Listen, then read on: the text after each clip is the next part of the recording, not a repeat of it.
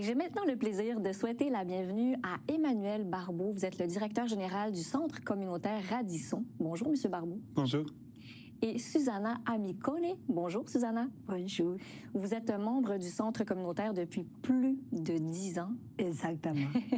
Monsieur Barbeau, est-ce que vous pouvez nous dire quelle est la mission de votre centre communautaire? Oui, le Centre communautaire Radisson, c'est un organisme qui a pour mission de développer la participation citoyenne de jeunes adultes et adultes ayant une ou de multiples déficiences physiques dans un contexte de vie communautaire, donc par le biais d'activités éducatives, culturelles, sociales et de loisirs.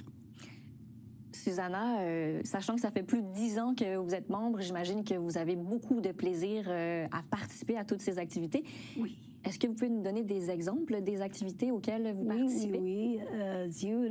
Nous avons Action citoyenne que le propre directeur les donne les cours pour participer dans la société, pour défendre notre droit. Et il y a des mobilisations, nous pouvons exprimer notre opinion. Après, il y a des courses pour de radio aussi.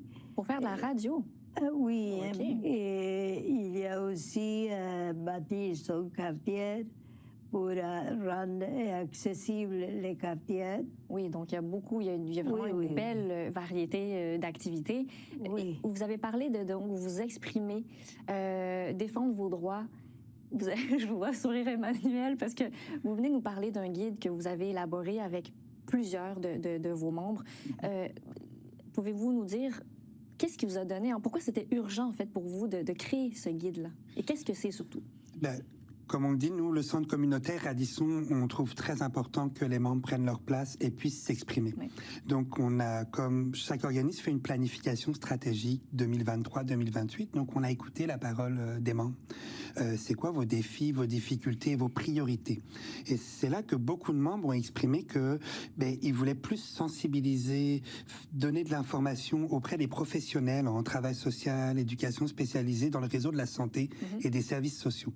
Et donc, nous, au sein de notre organisme, on accueille des personnes stagiaires en travail social de l'université. Puis souvent, on nous faisait la réflexion qu'ils n'avaient pas vraiment d'informations ou de cours spécifiques pour les personnes en situation de handicap. Donc, il y a comme une réflexion qui a été menée avec les membres de se dire pourquoi on ne créerait pas donc un guide conseil, un guide conseil d'approche d'intervention des personnes en situation de handicap. Oui. Donc, c'est pour toute personne en relation d'aide. Donc, c'est vraiment un guide de sensibilisation. Donc, c'est ce que vous avez dans vos mains en ce moment. C'est vrai qu'il est très attirant, il est très coloré. Vous vouliez que ce soit accessible, pas trop de texte lourd, mais vraiment de sensibiliser les gens et de surtout transmettre les messages importants dès le début. Donc, vous avez, par exemple, une section vrai ou faux pour briser les préjugés.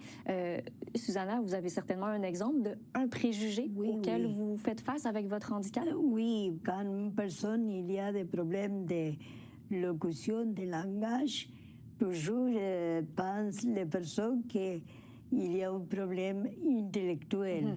Mais non, le problème est de langage. Donc, ce guide-là permet, en fait, vous l'avez dit, donc, aux intervenants, aux personnes en relation d'aide, d'être plus au fait de la réalité des personnes en situation de handicap. Ce guide-là, il est accessible où? Donc, il est accessible sur notre site internet. Il y a une version numérique qu'on peut télécharger. Et puis, on peut toujours en commander aussi. Présentement, on en a distribué 2500 exemplaires papier. Génial. Et il y en a plus de 1000 qui ont été téléchargés aussi sur notre site internet. Et donc, ça a rejoint des universités, des CIUS, des organismes partenaires, des cégeps aussi, avec qui on est très proche pour l'accueil de personnes stagiaires. C'est vraiment un outil qui se veut pour sensibiliser, donner une première information. C'est pas du tout un guide de formation, je tiens à le préciser, c'est vraiment une première approche avec des bonnes astuces. Donc ça, c'est une première approche, c'est intéressant, mais il y a une suite. Vous voulez aussi, donc, il y a aussi une formation qui est un autre gros projet. Vous voulez que les membres de votre centre communautaire puissent eux-mêmes aller donner des conférences aussi. Ben, c'est vrai que c'est un projet qu'on est en train d'élaborer, de mettre en place, mais c'est vrai que c'est porteur, en plus d'avoir une version papier, d'avoir des personnes qui viennent en parler, Oui. et puis qui de mieux placé que les personnes en situation de handicap physique, les Bien sûr. membres du centre communautaire Radisson, pour sensibiliser et parler de ce guide. Alors, pour se procurer votre merveilleux guide, on peut aller sur le site internet centreradisson.com. Vous confirmez, Exactement. M. Barbeau? Oui. Merci beaucoup à vous deux.